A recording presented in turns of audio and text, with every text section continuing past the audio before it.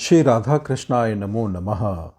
सर्वप्रथम मैं भगवान श्री राधा गोविंद के श्री चरण कमलों की वंदना करता हूँ। आप सभी भक्त श्रोताजनों को भी सादर नमस्कार करता हूँ। महान संत कवि भगवान श्री कृष्ण के भक्त श्री रसखान जी के पदावली से अब तक हम 10 अध्याय का श्रवण कर चुके हैं। इसे आगे बढ़ाते हुए आज हम 11वें अध्याय के सुंदर पदों की व्याख्या का श्रवण करेंगे, जो इस प्रकार से है। अबहि गई खिरक गाई के दुहाई बोको, बावरी है आई डारी दोहनी यो पनी की। कौ कहे छरी कौ, भौन परी डरी कौ, कौ कहे मरी गति हरी अखियाँ की। सास व्रत ठाने नंद बोलत सयाने धाई, दौरी दौरी जाने मानो खोरी देवतानी की। सखी सब हासे मुरझानी पहचानी कहो, देखी मुस्कानी व अहेर रस खानी की। अभी गाय को धुवा कर चली गई, पागल होकर आई है घर पर। कोई पगली कहे, कोई किनारे हो गई तो कोई डर जाती है। कोई कहता है कि इसकी मति बुद्धि मारी गई है। सास व्रत रखती है और दौड़ दौड़ कर देवताओं को मनाती है। सब सखियां मुख के मुरझाने का कारण पहचान कर हंसती है। रसखान सब जानते हैं कि यह मुरझाना पागलपन उस अहिर श्री कृष्ण की मुस्कान देखने के कारण है। मोहन की मुरली सुन के वह बौरी हो आनी अठा चढ़ी झांकी। गोप बड़ेन को ठोड़ी बचाए के दीठी, सो दीठी मिली दुह धाकी। देखत मोल भयो अखियाँ को करे लाज कुटुंब पिता की।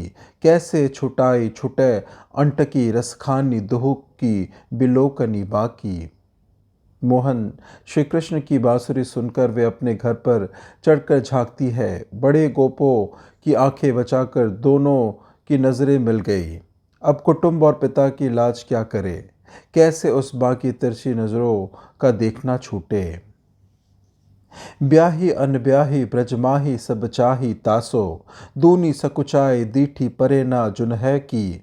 नेको मुस्कानी रसखानी की बिलोकत ही, चेरी होत एक बार कुंजन दिखैया की। मेरो कहो मानी अंत मेरो गुण मानी हैरी, प्रात खात जात ना सकात सौ भैया की। माए की अंटक जैलो सासू की हटक तौलो, देखी ना लटक मेरे दुल्हे कन्हैया की। ब्याही अनब्याही ब्रज में सभी उन्हें चाहते हैं। कन्हैया की दृष्टि पड़ते ही सभी सकुचा जाती है। उसकी मुस्कान को देखते ही सभी उनकी गुलाम हो जाती है। मेरा कहना मानो, अंत में मेरी यह सीख तुम्हें माननी ही होगी। सुबह बिना बलदाऊ भैया को देखे भोजन तक नहीं हो पाता। माँ की बोली या सास का उलाहना सभी बेकार है, क्योंकि उन लोगों ने कन्हैया को देखा नहीं है। बेनु बजावत गावन गावत ग्वालन की संग गोमती आयो, बांसुरी में उन मेरो नाम सुख लावन के मिस टेरी सुनायो। ए सजनी सुनी सास के त्रासनी नंद के पास उसासन आयो। कैसी करो रस खानी नहीं हित चैन नहीं चित चोर चुरायो। बांसुरी बजाते गाते ग्वालों के संग आए। बांसुरी में उन्होंने मेरा ही नाम उन ग्वालों को गाकर सुनाया। हे प्रिय, सास का उल्हाना सुनकर मैं नंद के पास शिकायत लेकर आई थी, लेकिन कैसे करूं? इससे मेरा हित नहीं है, क्योंकि बिना उस चित्त चोर के चैन नहीं है। आली पगेजू रंगे रंग संबल सोहे ना, आवज लालची नैना। धावत है उतहि जित मोहन रोके रुके नाही घूंघट ऐना। कानन कोकल नाही परे सखी प्रेम सो, भीजे सुने बिन बैना। भई मधु की मखिया रसखानी जू ने को बंधन, क्यों हूँ छुटैना। सखी उनके संग में रंगी इस आत्मा को यह लालची आंखें कहीं चैन नहीं लेने देती। वे वही जाती हैं जहाँ श्री कृष्ण है। पलकों के घूंघट के रोक के नहीं रुकती। सखी कानों को तब तक शांति नहीं मिलती जब तक उनकी प्रेम भीगी बातें सुन नहीं लेती। हे रसखान, मैं तो स्नेह के बंधन में जकड़ी शहद की मक्खी की भांति हो गई हूँ। मोमन मोहन को मिलके सबही मुस्कान दिखाए दई, वो मोहन मूर्ति रूपमय सबही चितई तब हो चितई। उन तो अपने अपने घर की रसखानी भली विधि राह लई, कछु मोही का पाप परयो पल में पग पावत पौरी पहार भई। जब मोहन से मेरी मुलाकात हुई तब सबने मेरा मुस्कुराना देखा। उनकी मोहनी सूरत जब सबने देखी तब हमने भी देखा। लेकिन सबने तो अपने अपने घर की राह पकड़ ली, लेकिन मुझे ही कोई पाप लग गया जो पैर उठाते हुए भी पहाड़ लगता है। मेरो स्वभाव चितबे को माई रो लाल निहारी के बंसी बजाई। वा दिन ते मोही लागी ठगौरी सी लोग कहे कोई बावरी आई। यो रसखानी धिरयो सिगरो ब्रज जानत वे की मेरो जियराई।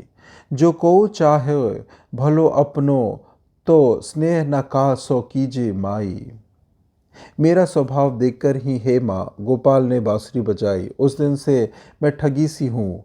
अब तो मुझे देखकर लोग कहते हैं कि कोई पगली आ गई है।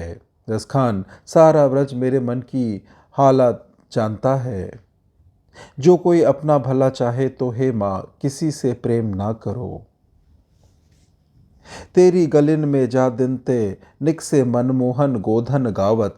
ये ब्रज लोग सो कौन सी बात चलाए के जो नहीं चैन चलावत। वे रसखानी जो रिझही नेकू तो रिझ के क्यों नवनारी रिझावत। बावरी जो पे कलंक लगयो तो निसंक है क्यों नहीं अंक लगावत। तेरी गली से जिस दिन से मनमोहन गोधन लेकर गाते हुए निकले हैं, ब्रज के लोग पता नहीं कैसी कैसी बातें बना बना कर आंखें मटकाते हैं। हे रसखान, जो वे स्वयं प्रेमी है तो सुंदरियों को क्यों मोहते हैं, और जो इस पगली पर कलंक लग गई है तो निशंक होकर क्यों नहीं गले लगा लेते। औचक दृष्टि परे कहु कान जू तासो कहे नृदि अनुरागी। सो सुनी सास सही मुख मोरी जिठानी फिरे जय में रिस पागी। नीके निहारी के देखना आखिन हो कबहू भरी नैन न जागी। मो पछतावो यही जू सखी के कलंक लगयो पर अंक न लागी। यदि कहीं अचानक कान्हा पर दृष्टि पड़ जाती है तो ननद कहती है कि ये उसकी प्रेमी हो गई है। यह सुनकर सास तो अपना मुंह मोड़कर रह जाती है और जेठानी क्रोधित होकर घूमती है, जबकि ठीक से मैं उन्हें देख भी नहीं पाई। कभी भी नैन भर उन्हें देखा ही नहीं। मुझे तो यह पछतावा है कि सखी कलंक तो लग गया पर मैं उनके गले न लग सकी। मोर पखा मुरली बनमाल लखयो हियो में हियरा उमहोरी। ता दिन ते इन बैरिन को कौन न बोल कुबोल सहोरी। तो रसखानी स्नेह लगयो को एक कहो को लाख कहोरी। और तो रंग रहो न रहो एक रंग रंगी सोई रंग रहोरी। मोर का पंख बांसुरी तथा वनमाला देखकर मन में जैसे कोई आस उठती है। उस दिन से मुझे कौन सा बोल कुबोल नहीं सहना पड़ा है। अब तो हे रसखान प्रेम हो गया है। कोई एक बात कहे या लाख बात कहे और सभी रंग तो रहे या ना रहे, लेकिन यह एक अकेला ऐसा रंग है जो कभी नहीं उतरता। मोर के चंदन मोर बनयो दिन दुल्ह है अली नंद का नंदन। श्री वृषभान सुता दुल्हे दिन ज्योरी बनी बिघना सुख नंदन। रसखानी न आवत पौ में कहो कछु दो फसे छवि प्रेम के फंदन। जाहि बिलो के सबे सुख पावत ये ब्रज जीवन है दुख दंदन।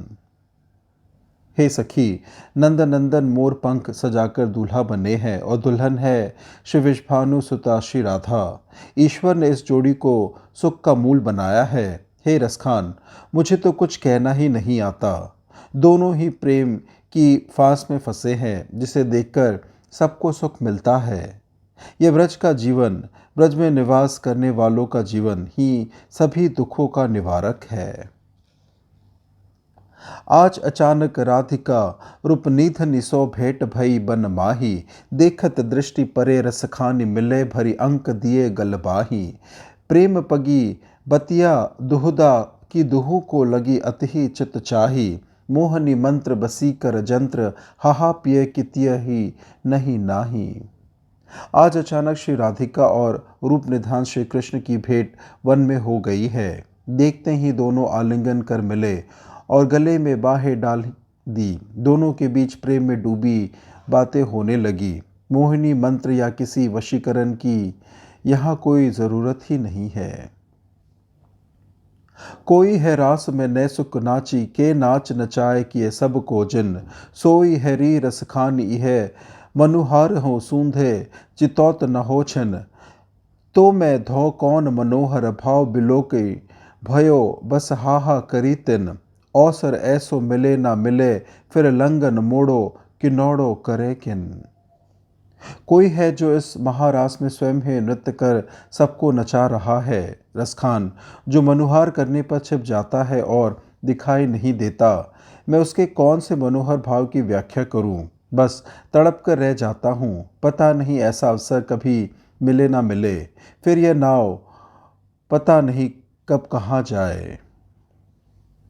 आज भटू मुरली बरू के तर नंद के सावरे रस रचयोरी नैन निसैन बैननी मैं नहीं को मनोहर भाव बचियोरी यद्यपि राखन को कुल कानी सबे ब्रजबाल न प्राण तचियोरी तथापि वरस खान के हाथ बिकान को अंत लचियो पे लचियोरी।